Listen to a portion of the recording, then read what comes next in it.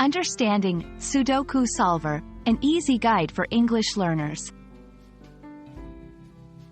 Hello, everyone. Today, we're diving into the fascinating world of puzzles with our focus on the term Sudoku Solver.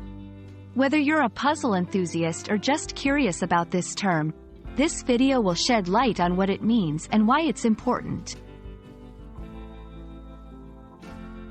Before we understand what a Sudoku solver is, let's talk about Sudoku.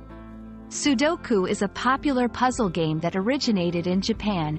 The game consists of a 9x9 grid, divided into 9 smaller 3x3 grids. Each row, column, and 3x3 grid must contain all the numbers from 1 to 9, without repeating any number within the row, column, or grid. A Sudoku solver refers to two things. 1. A person, someone who enjoys solving Sudoku puzzles. They use logic and strategy to fill in the missing numbers. 2. A software or tool. This is a program designed to solve Sudoku puzzles. It uses algorithms to quickly find the missing numbers in a puzzle. Why do people use Sudoku solvers? Here are a few reasons.